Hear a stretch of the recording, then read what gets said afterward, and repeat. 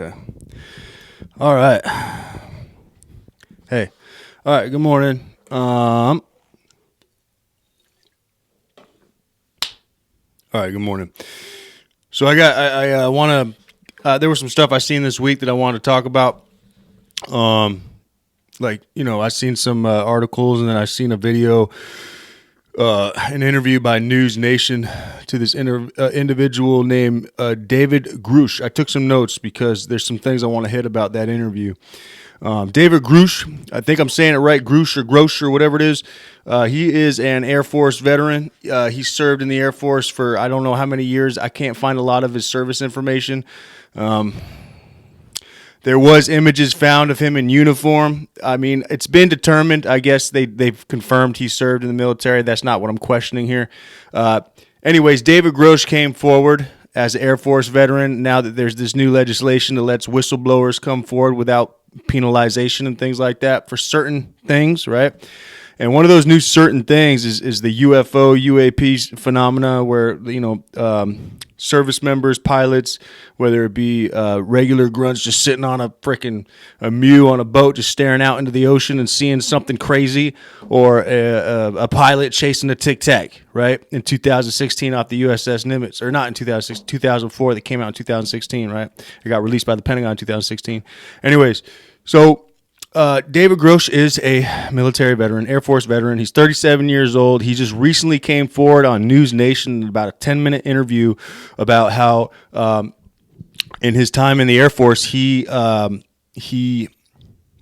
very clear. I don't know if he worked in the program or if he just had access to it or what the situation was, but he brought to light something that a lot of people that are into UFOs, UAPs, this whole phenomena, a lot of people are really, really hoping is true. But I'm just going to say right now before we get into further into this specific video, I don't believe the guy, and I'm gonna tell you why. I'm gonna break it down why, because I'm not a behavioral analyst, but his behavior is not hard to analyze. All right, so okay. David Grusch came forward on a News Nation 10-minute interview confirming that the United States has UFO, UAP wreckage material from crashes that took place. I don't know where, I don't know when, I don't know anything about that. He does say that some of these crafts are old, very old, very, very old, from ancient digs and stuff like that. He confirms some of that.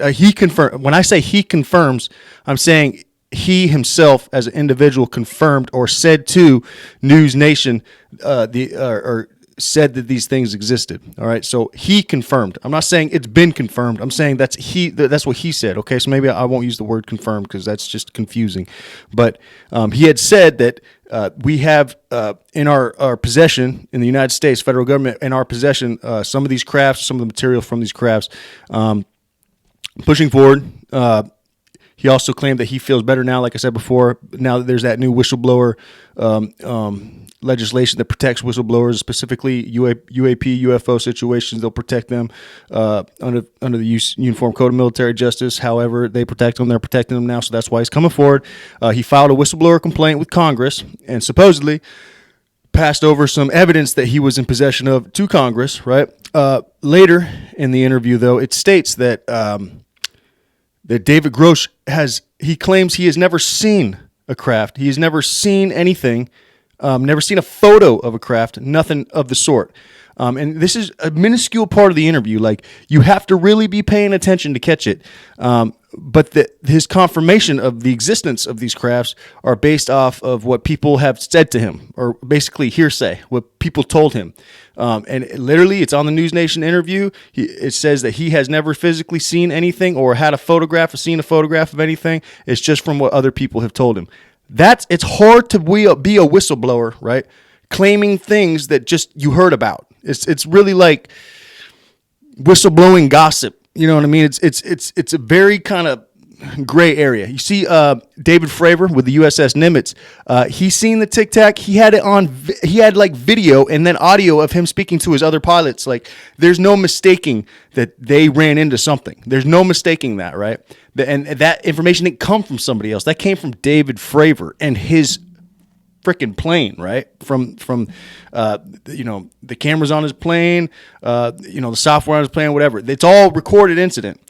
This dude, David Grusch, he heard some stories and he's whistleblowing. So, I mean, come on. Anyways, pushing forward. That's just one red flag, but there's more, okay? All right, so we got through the won't show proof, and then I think that's kind of sketchy. So he was willing to give whatever proof he had to Congress. He was willing to give that proof, which we know is not photographs, because he confirmed that he'd never seen a photograph.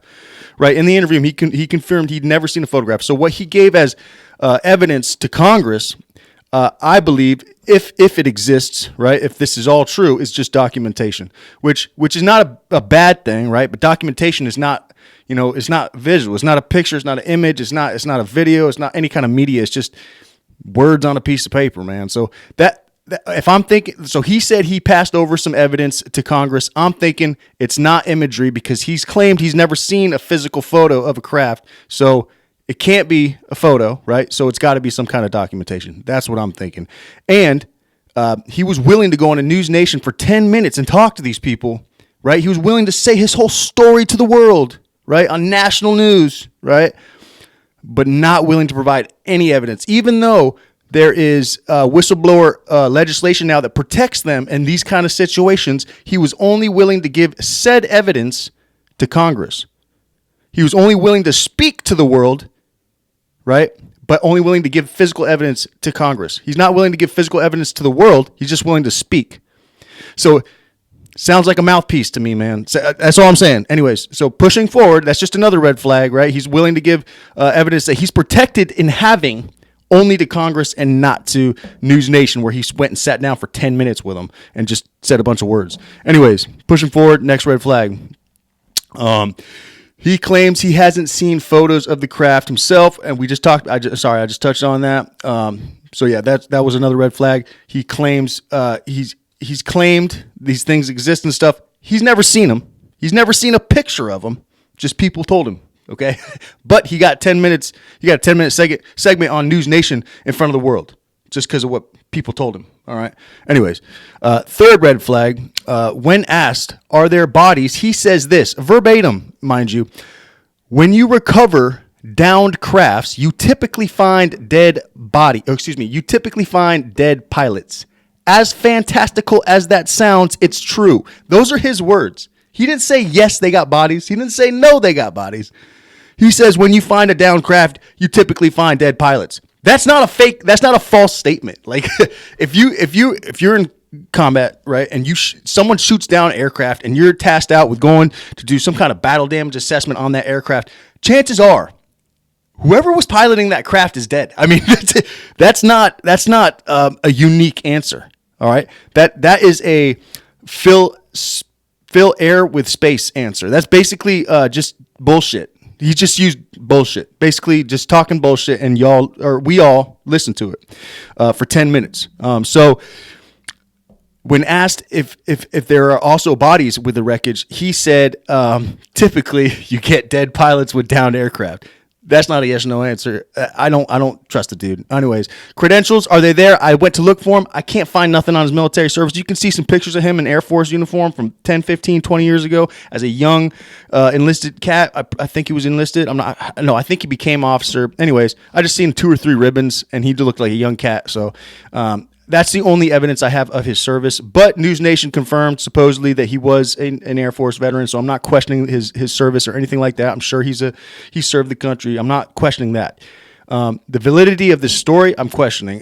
And he seems like a smart individual. If you watch that interview for 10 minutes, he seems intelligent, right? But he also seems like Homer Simpson. Like if I want to spread some kind of information, right, to the country to where I can convince people, right, to be distracted by something so that I can take care of something else, I would use this guy to do it. Does that make sense? I feel like he could be a feint, right, or some kind of distraction. So he's over here talking all this shit, right, distracting all the eyeballs over here, while the federal government now has no eyeballs over here and can do whatever the fuck they want to do. It's called a distraction, people, and we just got distracted for a whole week. So just be advised, man. Don't trust everything you see out there. David Grusch, I don't trust him, man. I'm sorry. It is what it is. Love you guys. Have a good morning. Have a good weekend. And hopefully we'll push out some more content throughout the week. Have a good one, you guys.